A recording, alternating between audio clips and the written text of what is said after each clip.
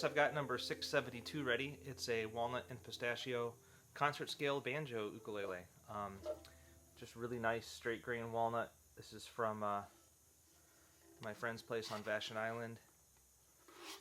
And simple green and red pistachio from Orchard in California. And we darkened the hardware on this one. So it still looks like brass, but it's got that darker look. I really like it. Yeah, and strung high G and a synthetic head. It's just a standard model for me.